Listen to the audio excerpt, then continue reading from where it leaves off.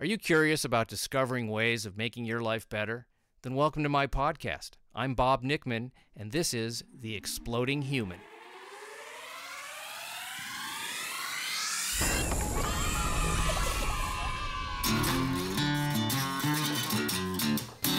Listen in while I talk with all kinds of people in the fields of personal growth, health and healing, alternative therapies, psychology, spirituality, environment, and the future. I'm looking for those answers that make life better for everyone. You'll meet cutting-edge practitioners, doctors, artists, filmmakers, business people, and those who have overcome challenges. The brave, the curious, anyone who is out there helping us humans to explore, expand, and explode. Thanks for listening to the podcast. I'm Bob Nickman. This is The Exploding Human. Got a couple of great guests today. First time I've had two guests, actually, at the same time. Scott Huesing is one of my guests. Scott is the executive director of something called SaveTheBrave.org, which helps veterans to stay connected, and he'll tell us more about that as we move along. He's also the author of a book called Echo and Ramadi about his experience in Iraq. Also on the show is his friend, my friend too now, Pete Turner. Pete is a fellow podcaster. He has two podcasts. One is called Break It Down Podcast, and the other one is called Popping the Bubble. They're different from each other. Of course they should be, because why do two of the same? So Pete's going to tell us about that. Pete is also a veteran, and we're going to talk a lot about healing after war and the effects that war has on veterans, on their families. A little bit about post-traumatic stress, actually a lot about that. And later on in the podcast, we're going to talk a little bit about veteran suicide and suicide prevention and their work in serving others. It's a great story, and I hope you stay tuned and listen to this thing, because I had a great time talking to both these guys. So this is Scott Huesing and Pete Turner. All right, I've probably already done an intro before this, so Scott Huesing is here with me, and I saw him on TV being interviewed on the Frank Buckley interview, which KTLA 5. Yeah, it was great, and I'd never seen the show before, and I came in at the tail end. And I heard you talking about veteran suicide, and I was watching the show, and then I didn't even hear your name. I saw Save the Brave, so I looked it up. There was your picture. I emailed him. 3 days later, we're sitting here having an interview, and we also have the famous podcaster, Pete Turner. Yeah, thanks, man. What's the name of your podcast? The Break It Down Show and Popping the Bubble are my two shows that I do. Okay, tell us just a little about it, because why not promote you too? Yeah, the Break It Down Show is a collection of stories. We gather perspectives about life. Whether it's combat stuff, because I'm a combat veteran myself, or best-selling authors, Nobel Prize winners. We probably had 20 different PhDs on the show, and we go out and we try to find what it means to, what perspective is. We've had writers, probably some of your friends have been on the show. So all kinds of people. And the Popping the Bubble show is more technology-based. We're looking at the future. Small companies that are curing cancer, that are building replacements for wood and printing, this will sound crazy, but printing fish in a warehouse so that we no longer have to go out to the ocean and spend all that energy to bring tuna in. You can literally create actual great tuna in a warehouse. So it's stuff like that. Fascinating. Now I'm going to have to listen to that. I like that a lot. I can't keep up with them all. Yeah. That's amazing. Mind blower. Yeah, they do. It's just really total innovators in business. And people that are breaking the rules next 20 years from now, you're like, what are we going to be doing? These guys are going to be showing us. That's the idea. Wow. Yeah. That's great. That is unbelievable. I got to listen to your podcast. That's why I'm here. And thanks for being a guest. Me too. I've been on it 3 times now. I gotta listen to that thing. Scott is the worst listener of my podcast. I am not the worst listener. My wife's only listened to one episode of mine, and it was a friend of hers. That's why she listened. Nobody cares about their friends. So you are part of the organization Save the Brave. I'm the executive director, right? Okay. And so, Thanks for having me on the program first, Bob, and thanks for being my newest social media stalker by tracking me down, saw me on TV. I can't believe I did Google that. my name, which comes up, I'm sure it's like Scott Husing, Echo and Ramadi, best-selling author, and then Right. you see the Save the Brave like there at the bottom. But the whole point too of what I do, helping veterans stay connected through this great network. That's how I met Pete. He's a veteran, and a portion of the proceeds of my book, Echo and Ramadi, go to help save the brave. So when I was on Frank Buckley interviews, we were doing a Memorial Day special, which was last week, and he really fell in love with the story. His family was in the Navy, Navy corpsman, which is very close to the Marines' heart. They take care of us on the battlefield, and I tell you, it's always this strange 2 degrees of separation where, we're sitting here for 3 minutes, literally name dropping Bobby, Wow. Bobby Henline. Like we know him. Right. And he knows Jimmy Burton that runs Bravo 748. And then Frank Buckley, I get introduced from Henry DiCarlo, KTLA 5, who was at a fundraiser from one of my good friends, Tom Tackett, Patriotic Service Dog Foundation. So this whole thing comes together, and then I'm signing Frank's book, and I'm telling him about the Veterans Writing Program in LA, and I told him Billy Ray, pretty well-known screenwriter. Yes, I know who that is. Yeah. Absolutely, yeah. He says, how do you know Billy? I said, well, I don't know Billy. He came and spoke to the Writers Guild, and he gave a really great presentation, very impactful, like spot on. Billy's so authentic. I love that guy. And he goes, yeah, we're like best friends. Like we went down to grad school together. She goes, would you sign a book for him? I go, yeah, absolutely. So, and now we're like back and forth. It's crazy. But not only supporting vets through Save the Brave, that we do outreach programs to help get guys together in a safe environment so they can heal and, share their stories in an environment where they're with like people that understand those types of trauma that they experienced as they saw, the worst things humanity has to offer in some of the most intense combat situations as we fought in the streets of Ramadi in 2006 and 2007. So that's why Save the Brave came together, and it was started by one of my young Marines who fought alongside me. I was his commanding officer, Nick Velez. And Nick has a great restaurant right here in Downey, California called Bastards American Canteen. That's the only swear word I'll usually use, but we say that proudly because our battalion call sign was the Magnificent Bastards. So Nick calls me up. He says, hey, sir, we want you to continue to lead. Would you think about being the executive director for Save the Brave? So that's the full circle between my writing, my connection to Save the Brave, and then this kind of the LA family, even though I live a little bit further south here down in wine country. But And the mission of Save the Brave, you would say, is our mission is helping connect veterans through outreach programs to build strength of character. Again, just bringing guys together, whether it's offshore fishing in the Channel Islands with Stoked on Fishing and Fox West Sports, or doing a retreat to Big Bear, or an equine event with Riverside County Sheriffs. Just getting in that safe environment where they can talk. There's no secret pill or vaccine that the VA can prescribe that's any better than getting these guys together. That's where we see the real healing happen. And if we see a guy struggling, we're very fortunate to have this great network where, Bob, I don't have a PhD on my wall, but we know guys that do. So we can vector them to services if they need that. So again, it's this power of human connection that's really my core message. It's really the message of the book. It's not a war story. It's a story about people that fought during a time of war in some of the most bloody urban combat we've seen in modern U.S. history. But it's the people that helped this fight and went and survived in the streets of Ramadi. And it's the people that still connect us and sustain us to this day, not just the Marines and soldiers like Pete, but the families that support us while we fought, and the families that still support us this day are amazing Gold Star families. I mean, without them, we really would be struggling even more, because they shine a light for us that helps a lot of guys who are still trying to find their way through their own darkness and those effects that ultimately hit that jump up point of suicide, which I know we're going to talk about a little later in the program.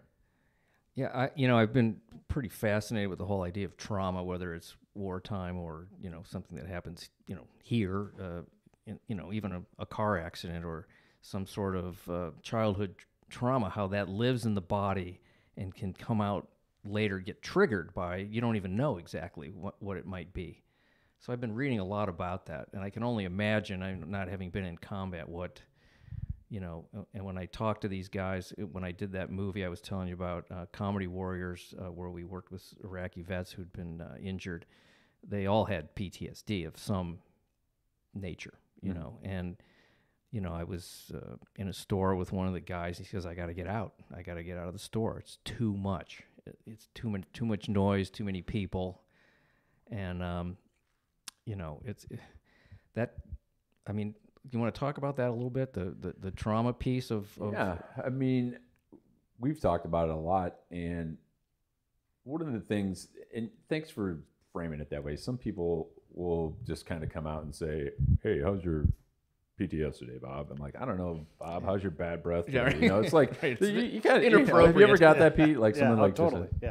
Just, It's like the pre-assumption that I'm about to snap, or there's something wrong with me in a way that's like I've made a bad choice or something somehow. It's a lot of times it comes across that way, or there's some kind of weakness. Like, no, there's an injury here. My brain, my environment conditioned me to be always ready. Try being switched on all the time. Let me give you an example. When you walk on a operating base of any size, any kind of thing, you're someone's target, right? I mean, that's the thing. You're there and you're quote unquote safe, but someone is always trying to find a way to inflict some kind of harm on you. One of the ways they do it is with mortars. And so they can launch mortars from a distance where you would never know it was coming. The first warning you get is an alarm that goes, incoming, incoming, incoming, and you've got 3 to 5 seconds to find a safe place. So so to be ready for that, every step you take, and Scott will say the same thing, and I'm just talking mortars. Every step you take, where do I go now? Where do I go now? Where do I go now? Where do I go now? Where was the last bunker I saw? Where was the last big vehicle I could hide behind? That friction, to use Scott's word, that's always there. And it's always squeezing the cortisol out of your brain and making your brain that flight, fight, or freeze response. That's always constantly sort of being like we're ready for it. And you can only do that for so long and not sustain some kind of injury. So, it's a heightened state of survival awareness that you need to have. Even, like you're saying, you're walking somewhere, but that whole time, even though nothing has even happened, you're looking for possibles of safety. Oh, absolutely. And, one of the things that came through for me, and, I enlisted in the Marine Corps when I was just turned 19. So by the time I was thrust into the streets of Ramadi, I was a 35-year-old captain, Bob. But I hadn't realized until I wrote the book and went back through, and I was looking at all the characters I wrote about, and some of them are really characters, but they were so young. So the lens that I viewed things through as a 35-year-old captain with multiple combat tours, a lot of life experience, was much different than these young 18, 19-year-old men and women that serve in our nation's military. So how do you deal with that type of pressure? And we use this word a lot in the military, is compartmentalize. How do you compartmentalize those pieces of trauma that you're seeing every single day that are so surreal and so unnatural? Because combat is not a natural event. I mean, humans create war. And the things that they had to see as they fought street to street, house to house, room to room, engaged with a well-trained insurgent force 2, 3, 4, 5 times a day, and having to make those decisions at such a young age, that conscious decision, Bob, to take another human life, that's not a natural act, unless you're a sociopath.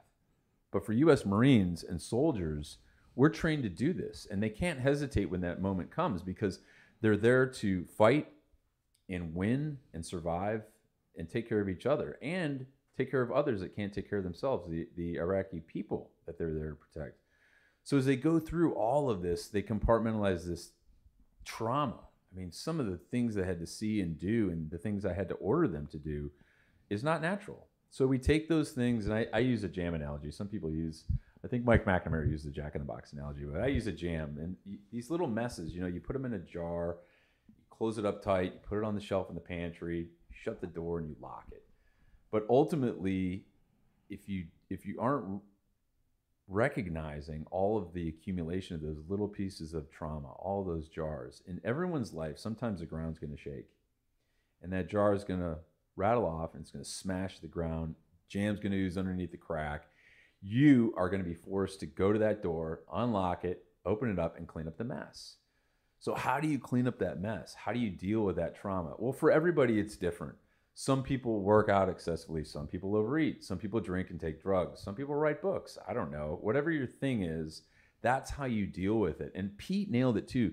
It doesn't make you broken just because you're dealing with those pieces of trauma. These are what I call resume builders for first responders, combat veterans that deal with, this is what you have to deal with as part of your job description. That should be a resume builder. And once you go through all that and say, Bob, how have you grown from that experience? How have you gotten better? It's like, oh, he saw all this and he's still doing this. That's phenomenal. So we're lucky again to help clean up the mess is we have this great network. I'm like, Pete, grab the broom. Bob, you got the dustpan. I'll grab the sponge. So that's how we kind of deal with it through this amazing power of human connection. And, you know, not to sound too tree huggy, I don't want it to sound like that, but it's really a family. It's not just some bumper sticker. Well, you know, a shared experience does bond people in a way that, you know, there's an unspoken when you have been through a similar thing as somebody else. And I'm always sort of fascinated why certain people maybe, this probably isn't the right way to say it, take it harder or have a more traumatic result from maybe a similar experience. And, you know, where does the resolve come from to get past that where some people can't? You know, maybe it's not resolve. It's not resolve. No, okay, no, good. That would make it a choice. It's not a choice. Yeah. So as you go out and you do things, I've been on 1,000 combat patrols, right? I've got a lot of jars on my shelf. So when those jars fall off, look, I've always got to put someone else first. But when Scott gave that list of things that we're about, and he talked about protecting each other and protecting the people that we're out there to protect, the Iraqis, the Afghans, whoever it's going to be, those things really come first for us. You know, so if I'm having a rough day, there's a veteran having a harder day. And so I'm not going to use up the resources that person might be on their last string of the last rope, you know. Hopefully they call. I don't want to be the one that's in line in front of them to call if I'm having just kind of a bad day. Mm-hmm. So this kind of, we're not trained to go, hey, there's a problem here. Like if Scott and I were sitting side by side and my PTS was represented on my arm, he would not allow me to go on without seeking aid for that. But you can't see it. And so we just go, yeah, there's nothing wrong with me. I'm fine. I just need some sleep. I just need a drink. I just need to write this book or whatever it is. And we don't let someone else know that we got a jar on the floor in the garage. We're out there in our bare feet in the middle of the night. And all of a sudden we start seeing rats because it's the garage and his other problems start coming in. So it's not about resolve or toughness. It's about the lack of our understanding of what's happened to us. The physical, the chemical response that goes in, you know, like my brain is constantly firing cortisol into my body and I'm responding this way. Operators all the time have a big imbalance from that because that's the world they live in, where there's these triggered responses to their body. That's how it's set up to work. And you come back and you're like, where's the threat? Where's the threat? Because that's what your limbic system is doing, if that makes sense. It makes total sense. I remember my mother told me when my uncle came back from World War II and he was 18. And she went to wake him up and she touched his shoulder and he jumped out of the bed and grabbed her by the throat and stopped himself, of course, because when he realized it was his sister. Sure. He goes, don't ever wake me like that. And she said, I was so frightened because I'd never seen him like that. He was, he was my little brother that had gone off at 18 and came back and he was different. You know, back then they called it battle fatigue or shell shock. Right. Yeah. And, it was a kind of a light way of saying what we're now recognizing as something else. Which they didn't have programs to address sufficiently then. And we still lack in that as far as transitioning guys from the military psychologically or emotionally. Because, we're trained killers, Bob.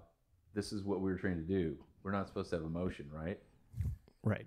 Yeah, they don't teach us those words in the school books that professional warriors attend, words like love and compassion and caring and understanding. But real leaders know that those are the most important words. And when your leadership continues, not just when you leave the city of Ramadi or the Marine Corps or the Army, and you still are able to know when it's all right to be hard on the guys, even if they're suffering from the effects of post-traumatic stress or whatever their deal is, maybe they're just having a bad day, and you're like, hey, get your stuff together, man. Like you're a soup sandwich, Bob. Look at you, man. Your shirt's not buttoned up. You know, you're wearing flip flops. It's the middle of winter. You got to give tough love sometimes, but you also need to know when it's all right to put your arm around them and say, "Hey, Pete, man, what's going on? You know, come on over. Let's just hang out.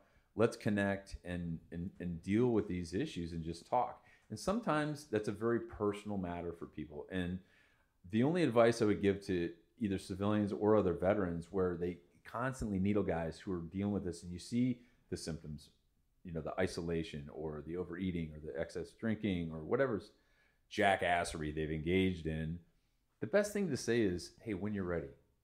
And that's not my quote. That comes from another great mentor of mine named Robert Vera, who wrote Warrior's Faith. And every time I talk to that guy, much like Pete, it's a little bit of comedy, a little bit of therapy, a little bit of education, a little bit, throw some politics in there maybe with Robert. But it's all about helping veterans and really and creating this understanding that, as Pete nailed first, doesn't make you broken. I mean, no one wants to be viewed as victims or anything, and no one ever sits around and says my PTS is worse than your PTS because I was kicking doors in Ramadi and you were in a convoy with the 451st National Guard out of Colorado, but you were still in that environment. You were still accumulating some pieces of trauma. So we don't judge or try and put it on a scale, because what some may view as a lesser type of trauma, maybe it was a car accident, how it affects a person is a very personal thing. Yes. Yeah. Yeah. That's compassion. Really, it's what you're talking about, is having compassion for not judging the... That was 250 words, and you just summed it up in one.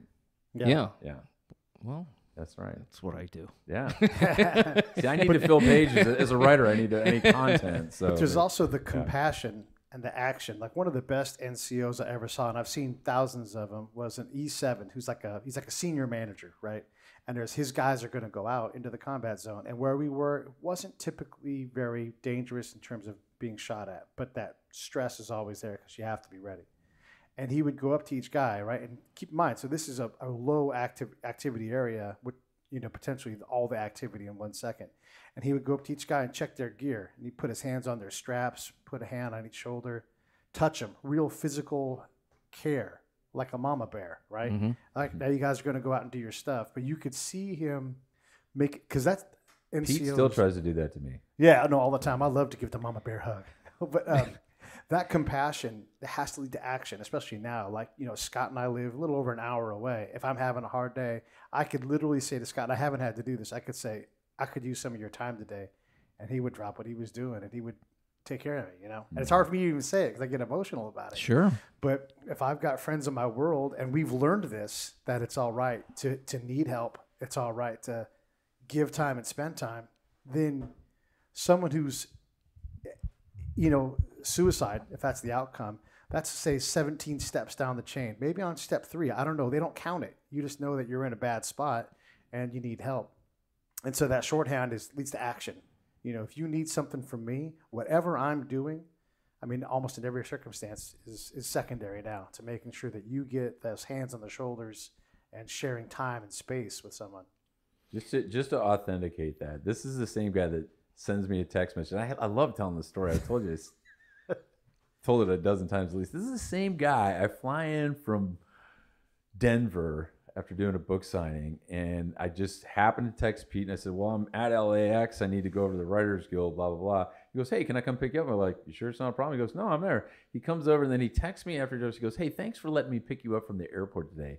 And I was thinking, what kind of marvelous human being, especially an Army soldier, thanks a Marine for allowing him to pick him up there. I was like, it's that bond, and you're right. It only comes through maybe sharing some of the worst experiences, and that type of, friction and pressure that, is really only known to those that have fought and sacrificed so much. But I think at the end of the day, Pete knows I would do the same thing for him too, because I think in our hearts we're givers.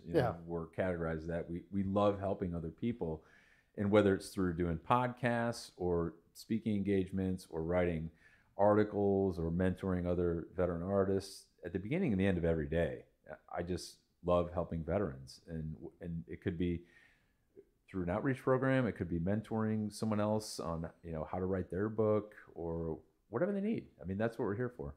So a lot of this it seems like it came out of the people who have been in the military have created this, not the military itself has not, unless I'm wrong, they don't really have things in place, the military itself, to deal with some of these post-military issues. There's a lot of systems in place. Here's how I perceive. So I don't. So I do have it wrong. Okay, good. I'm glad there's stuff in place. A stack of 100 papers about all the different ways you can help yourself, and it's just overwhelming. So all the help in the world is there, but what you need are people that can. Scott said, vector you in the right help. I know this part of the system, and I can get you over here. You know, but when you take it on by yourself, no one wants to do it because you're like, may as well not do it. It's just too overwhelming. There's too many forms of help, and this is what the government's created. Like, here's your help, take it. And you're like, ah. So it's just sort of a unwieldy, overwhelming it's really thing hard to that you can't navigate. Right, and it's super frustrating once you get inside and try to navigate it. What's your name? What's your social? What's your address? You know, like, I'm gonna give you an example of a PTSD intake. You go to see someone who's gonna help you, right? They got a PhD on the wall. Tell me what caused your PTS. You're like, well, first off, fuck you. You're opening up a wound you got no business opening. And where would you like to start the list? I've got 1,000 combat patrols. You know, but they're part of a system, so they have to do these things. Right, it's on the checklist. You know, like an hour later when we're done and I'm going to have a follow-up appointment in a month, I'm still going to be living this. My brain will have already triggered me, you know? So they're in a position where they want to trust but verify. So you have to recount this. I mean, when you're in that interview talking about all the things you have to do to set the conditions so you have the help you need later on in life, you have to be very detailed. They say, who did you see die? Where firefights were in? What were their names? Geez. How old were they? Where were you? Where did they die? It gets that detailed because I hate to say it, but there's a lot of imposters out there too. Yeah. That want the benefits, they want that recognition, and it's there. I'm not saying there aren't some, every organization's got their 10%, but this is the process in order to set the conditions so you have that. So on the other side of that, you've got a lot of guys on active duty that won't go through the process because they fear losing that job security. I don't want to lose my flight status because I fired my attack helicopter into a crowd of insurgents. I'm not going to admit when that happened because I don't want to lose my flight status. I don't want to lose my command of my next unit because I've been labeled having whatever post-traumatic stress from this incident. So they keep everything locked in that closet on the shelf until they hit that time when they do need to file their claim or retire, transition from the military. So the systems are there, but even at that point, there's still this guilt. Even the guys that feel all right, like, yeah, I feel all right today. Like, I'm not choking my wife out when she wakes me up in the middle of the night. I'm not over drinking. I'm not doing a bunch of dumb stuff. So they think they don't need the help, and they feel guilty, like they're going to take money out of some kid's college fund who really needs it because, well, here's a veteran who lost his leg in Iraq. He needs the VA benefits more. Like, I always say, no, they're your benefits. Everybody pays taxes. Right. And I have as much respect for a guy that lost his leg in Iraq, but, Pete and I know hundreds of them. I mean, there's been so many combat injuries. These are guys that are just our friends. I mean, they're not guys without legs. They're just Marines. Yeah. So there's still a lot of stigma wrapped around it. So to get the systems in place where they get the right help, I think aside from the VA or what they're doing on active duty transition, it's this network of all these boutique, I call them boutique 501c that are kind of mutually supporting. They help each other out. Maybe you don't like to go Channel Island fishing. Maybe you like dirt cross racing or whatever your thing is, man. There's always something for everybody to help you heal. So the basis of it is really just connecting with another person so you feel you're not alone. Is there a medication that you think could replace that? No. Did they have that? No. I don't have a doctor on my wall either, so. No, I always say, too, there's nothing more dangerous than an expert. They've sent a lot of people over the cliff with their degrees. It's there are people that rely on pharmaceuticals and emotional-based therapy or psychotherapy. I'm not saying those things aren't helpful, but to blindly administer them and think that that's going to fix you, I don't think there's that detailed amount of care right now in that system. And that's majority of my opinion based off of all the guys I know who've come out of the system or are currently struggling with the system. They're over medicated. They have all these bad things to say about the system. And, you know, I wish that they, you know, had a PPO of their own, that they could choose their own healthcare plan. But, you know, sadly, they're young kids. They're transitioned. They got 2-3 deployments after one tour. You know, they've been to combat in some cases 3 times in one 4-year tour in the Marine Corps. And then they're like, I've had it. They're so burnt out. And then they get out. They're 23, 24 years old. They try and find a purpose in life. And sometimes they struggle with that transition.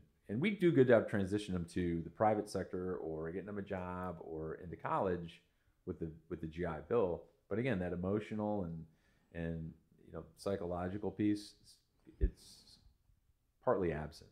You think about the age of these people that come in and do that. They enlist after high school, say. I mean, when does your brain really turn on in the way that's effective? 8 years old, maybe 10, something like that. Maybe it's 6 in some cases. But you're talking a major portion of this person's life has been in combat. I mean, you've taken what was them and you've added this insanity on. You know, people will ask me all the time, like, are you afraid? There ain't no time for afraid. Like, I can be afraid all I want. Here we go, out the door. We're going. And so these young guys that don't have the coping skills that Scott and I would have, because I was much older when I went on most of my patrols, I would be kind of like an uncle in the patrol. I'd walk around and there'd be the guy like, oh God, it's so hot out here. And you walk up to him and you go, hey man, everybody knows it's hot. You don't want to say that. It's put you in a bad spot, you know? And you could calm those guys down. But if there's not an uncle in that patrol, and most patrols don't have that, that guy just seeds and he poisons and they don't know any better, right? So this is what happens. And then you get out at 4 years, you're like, man, that's horrible. I can't even imagine, you know, a group of people in their early 20s, I mean, doing that. Yeah.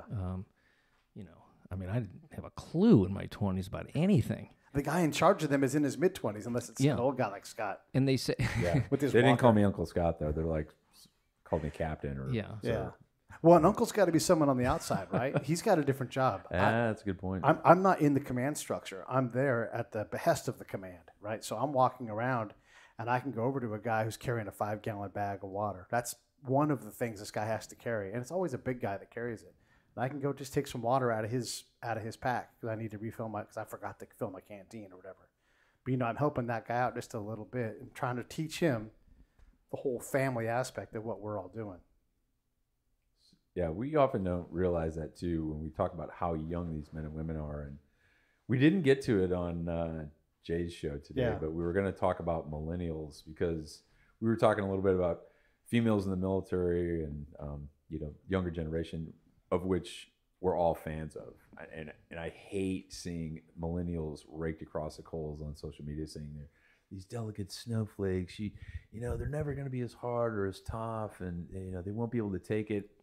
I got news for you. Anyone listening to this show, who do you think is in Iraq right now, today, or Afghanistan? And they just crushed like another 50 Taliban today as they're working through the talking and fighting treaty with the Taliban. They say they want to do this thing again. They won't. They're horrible. But these young 18, 19-year-old kids are the ones fighting. And I got news for everybody. I don't care what generation you come from. Silent, greatest generation. What are you, baby boomer? Gen Xer. Baby boomer? I'm a baby boomer, yeah. I'm Gen 64. X, 64? You look good. You're fighting gravity well, Bob. Thank you. This guy's tan. Yeah. You know, he's got, you know, clean-shaven head, salt and pepper. Yeah, he's fighting gravity. I'm doing okay for 64, but I'm still 64. Yeah, never lie about your age, though. That's a good thing. I haven't done that. Yeah, isn't it the secret to life, leading a long life? So, yeah, never lie about your age. Yeah. These young millennials, they're doing it. And I always say, I've said it a couple of times this month, I think already, but we don't breed generations in America. We breed greatness.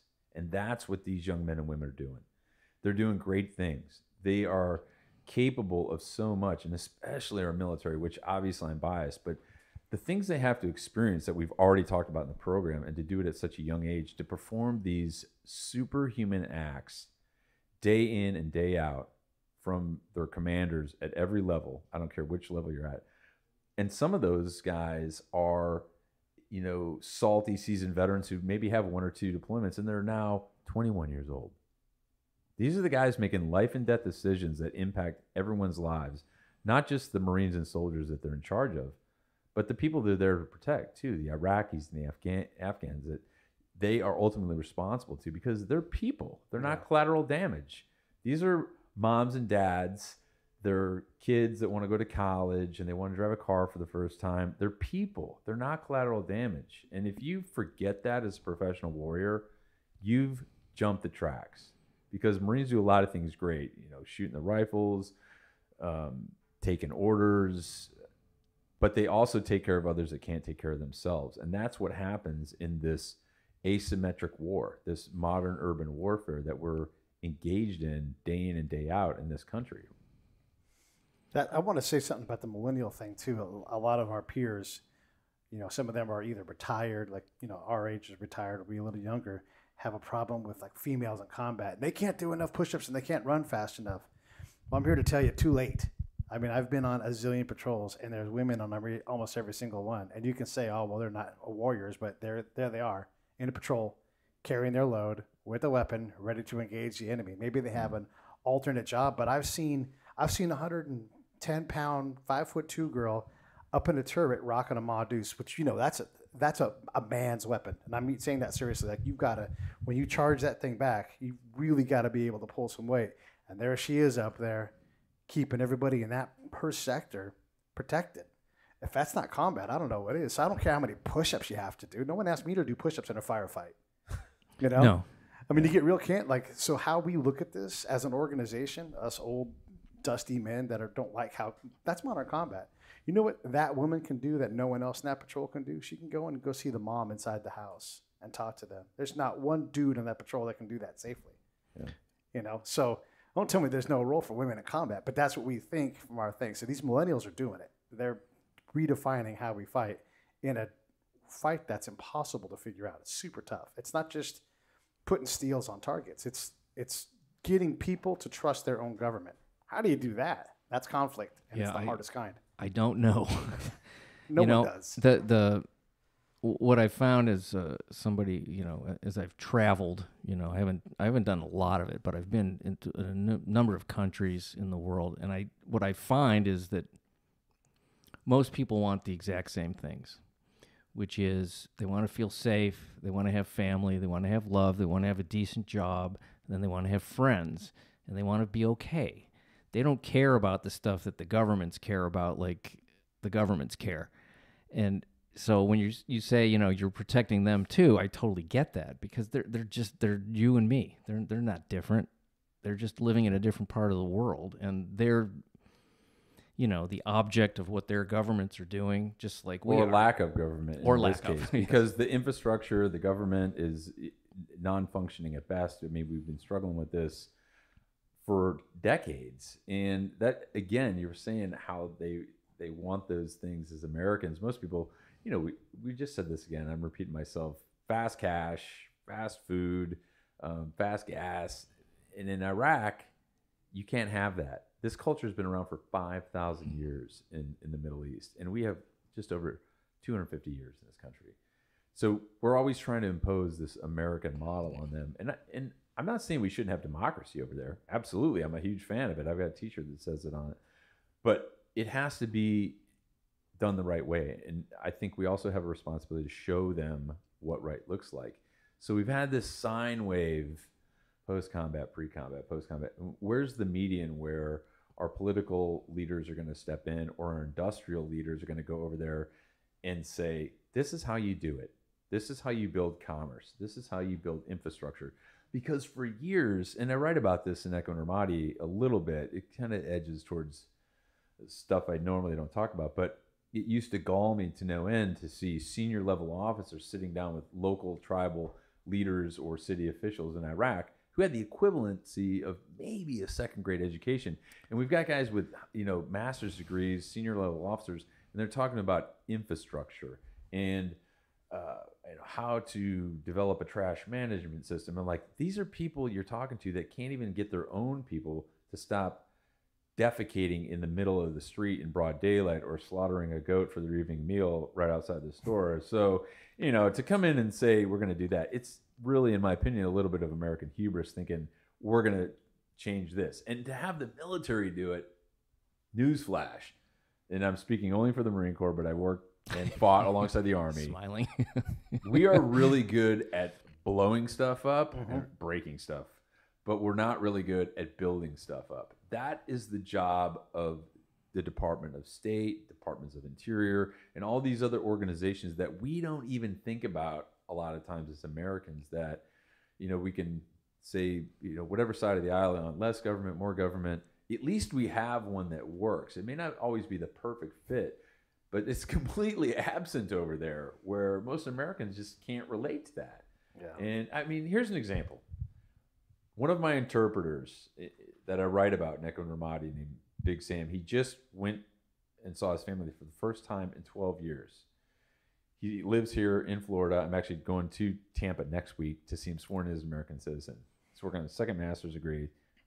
Success story. He was an 18-year-old skinny punk, you know, as an interpreter for me in Iraq. And I say punk with all the love in the world, because these guys flew out from Chicago when they were living there to my retirement.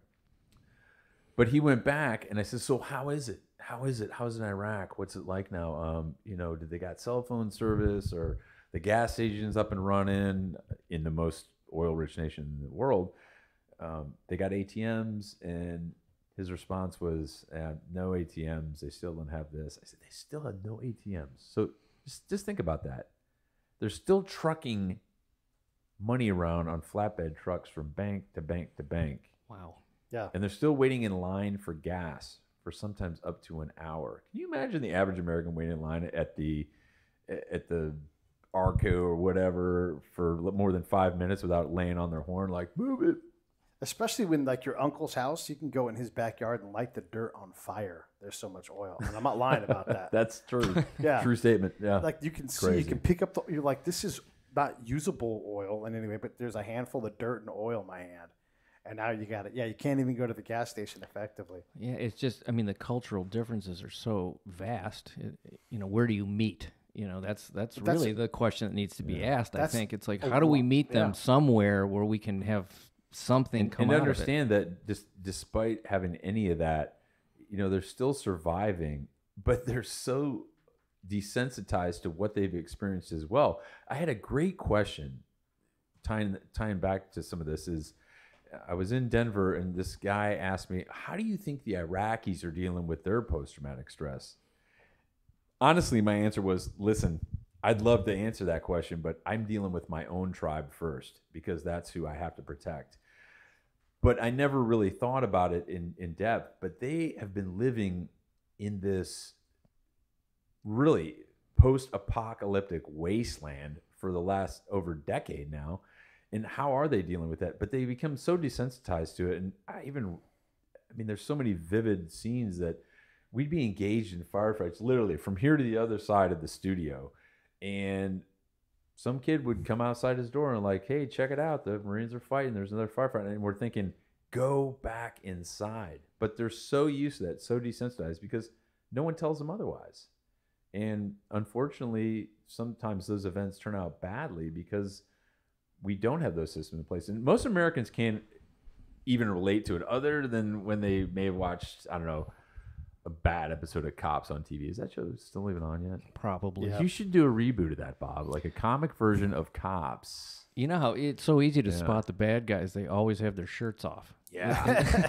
I'm like, that's the guy right there. He's not no shirt. Yeah, but can you imagine, like, just, you know, you're sleeping 3 a.m, and all of a sudden, you know, 12 Iraqis just, you know, they crash in your house, and they're like, hey, we're going to search every room in here. You and your family get in this room, sit here.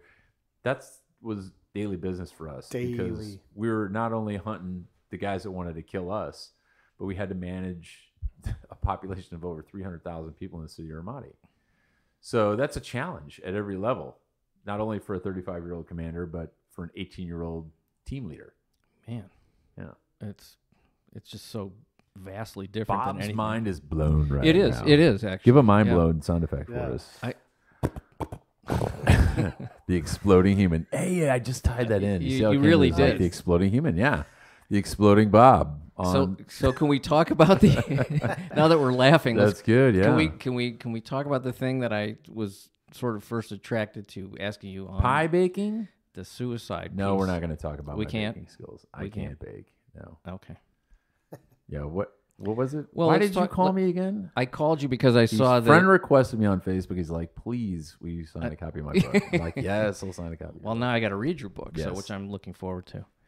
I wanted to talk about the suicide issue with returning military people. Yeah. Because I know there's Can you do a sound effect for like that loud thud from the crescendo Well, of laughter, and then how do we help? That's how does Thanks, the Bob. average person or somebody? I'm not making light of it. It's No, I know you're not. I know you're Yeah, not. it's No, I an know you're important topic, and I think what's most important to realize is that again, it's not some push-up challenge on Facebook. These are real people. Yeah. They're my Marines. They're my friends, my brothers, their sons and daughters, and these people are taking their lives every day. And that number 22, just so your listeners know, that's the number that's reported by the Department of Defense because they can't track the guys killing themselves after they leave the service. They don't say, "Oh, hey, check in every month and let us know." That doesn't happen. So those numbers of 22 a day, that's DOD reports. The numbers of people that have taken their life, service members, to the effects related to post-traumatic stress are over 20,000 by some reports since this long war started, some 12, 14 years ago. This is a reality. And sadly, there is no memorial with their names etched in granite on it for any of these people, for any of their families. Luckily, the Gold Star families do embrace these people because they don't discriminate. If you lose a kid, you lose a kid. And it's really tough. I mean,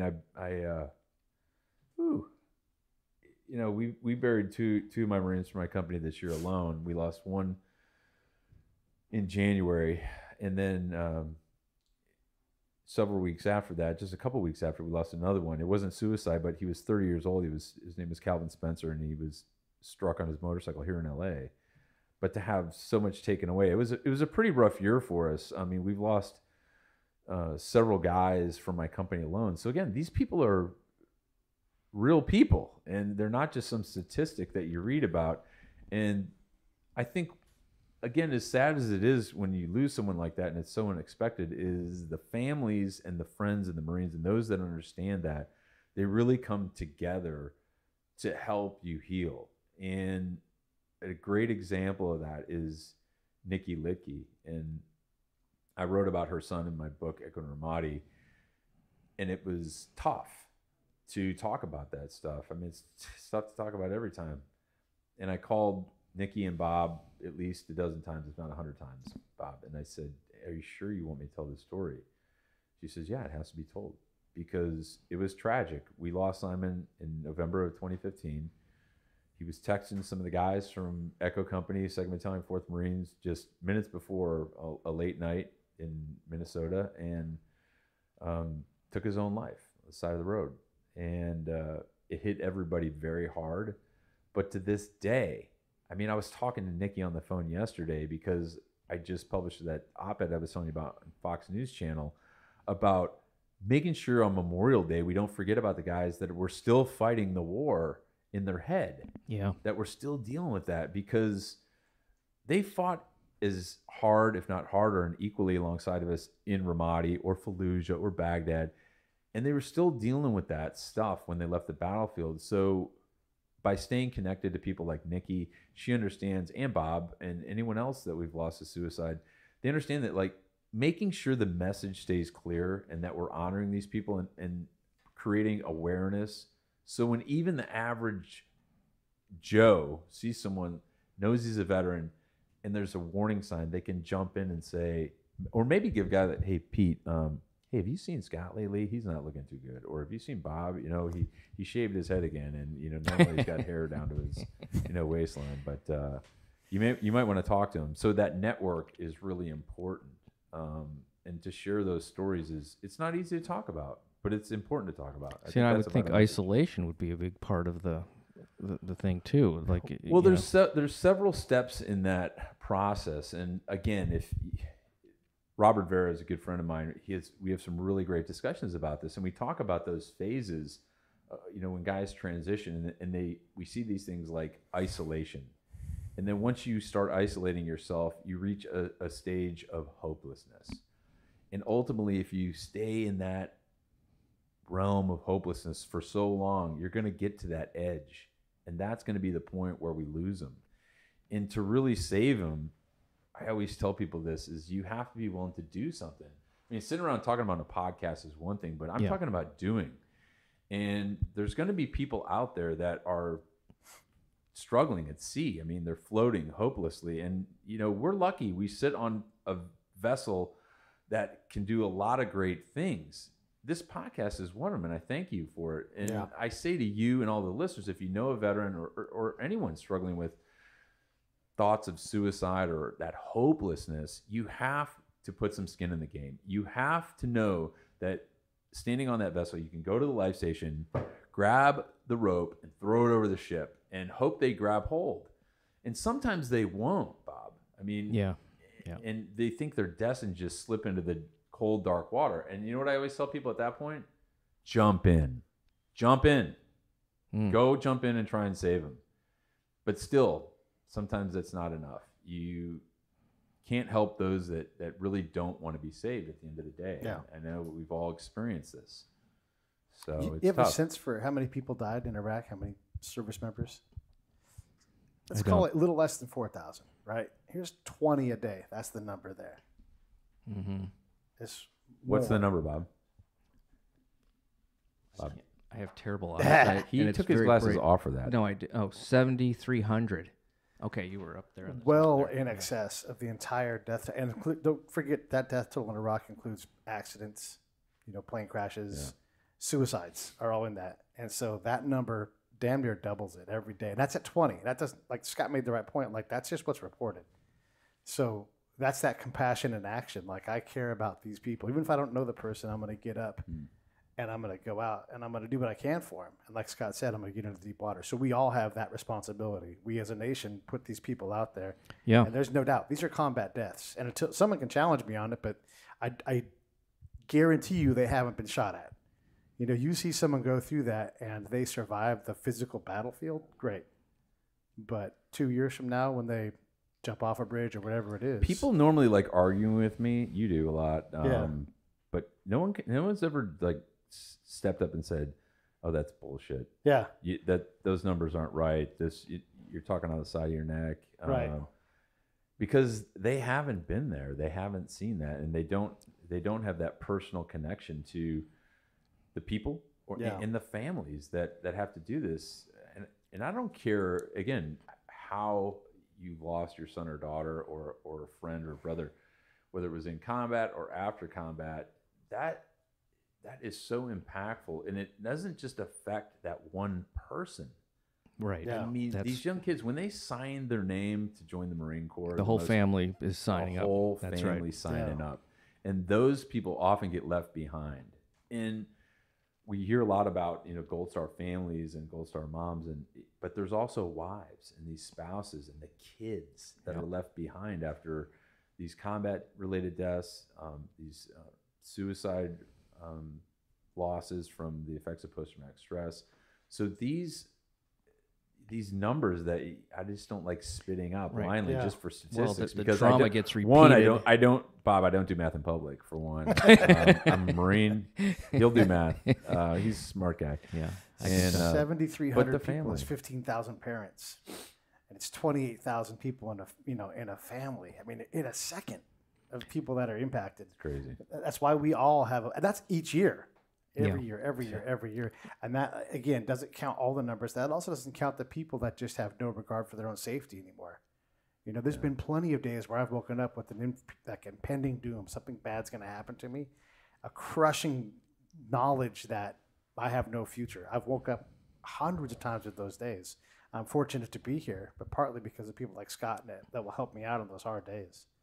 So you want to talk about the suicide, it's let's help the folks that are not on the edge of the bridge also, because once they get there, like Scott said, you can't always save them. Some of them are just going to go do it. So let's spend our time engaging with people. Pete tipped into that earlier when he was talking about kind of the experiences these young men and women deal with. Is there's no way to replicate that type of excitement or anxiety or fear that he was talking about early on in the program, where he was saying every inch, every step. Yeah. Is it going to be a roadside bomb? Is it going to be a sniper? Is it going to be a grenade? You just never know. So how do you replicate that type of adrenaline, that rush? So, that's been my whole life. I've always led this lifestyle of risky behavior. And full admission, or confession, I don't know what you call it, is, disclosure. Full disclosure. See, this guy's good with words. He should write too. He's a writer. Everybody, Bob is a writer. I love words. Yeah. They pay the bills. I do love words. They do say that about me. But to replicate that type of that friction is really tough. And for a guy like me I've had that even as a young kid, fighting, underage drinking, partying, running from the cops, getting caught for the cops. That spilled over into the Marine Corps because it's perfectly acceptable in the Marine Corps to have that type of lifestyle. Yeah. And the risks I took are really pale in comparison to some of these guys. And then you go to combat, and then you come back, and you're still doing all these things, and then it's boom, you hit the wall, or you leave the Marine Corps, and how do you replace that type of adrenaline? Well, that's a tough challenge. I think do you need to replace it? It's almost like an addictive quality you need the adrenaline rush. I think a lot of guys crave it. Again, not having a PhD on my wall, I don't know if there, or doctors, or some physiological need for that type. I think if you talk to most pro athletes or most in the military or first responders, they're off-duty, off-field, off-battlefield lifestyles replicate what they do to some degree. Maybe they're rock climbing or motocross racing, or they shoot a lot. They go to the range. They need that bang, that surge. Yeah. And that's tough to replace. So when they don't have that, I think you can isolate yourself, which is detrimental to your health. If you're doing things you shouldn't do, it's detrimental to your mental health. And in my case, physical at some times, where I've made some risky decisions that impacted me, and it didn't just impact me; it impacted those around me. And I think when you realize that, just like you have to make some lifestyle changes, and if you don't, I got news for everybody: it will catch up to you if you don't do that. But the good news is, the great news story out of this whole thing is, we've got this network. There are people there, and it's not some self-help group you go to on Saturday afternoons. You got to waste your time. It's just a phone call, man. Yeah. Just driving over, or going to pick someone up at the airport. That's a great place to end. Yeah, that was a really great ending. Yeah, but we're still going for a couple minutes. But that would have been a great place to end. That was a great stop point. I want to thank you for doing the podcast. Absolutely. Scott Husing, Pete Turner, and say your podcast again. The Break It Down Show, Popping the Bubble. 2 podcasts. And your book, Echo and Ramadi. Right, Echo and Ramadi, bestseller on Amazon. You can buy it on Amazon. Just type in Echo and Ramadi, Scott Husing. If you want to learn more about the book, see some pictures of the Marines, you can visit my website, echoandramadi.com. If you really want to put some skin in the game and help veterans with post-traumatic stress, visit our website at savethebrave.org. And it's a great organization. We've helped hundreds of vets. It was founded by one of my Marines, Nick Velez, again, and we're just really committed to that. Again, at the beginning and the end of every day, helping vets, what it's all about. I did go to that website, so check it out. It's great. Thanks for all the great work you guys are doing. Thank you. Appreciate it. Pleasure being on the show. All right. Thanks. Bye. Thanks. All right. Big thanks to Scott Husing and Pete Turner. Enjoyed talking to those guys, and keep up the good work, like I say. At the end of the thing, before I did this part, it's over. There's no need to talk a lot after these things are over. You got the gist, right? The meat. So thanks for listening. I really appreciate all the listeners who are checking out the Exploding Human podcast, and come back. Thank you.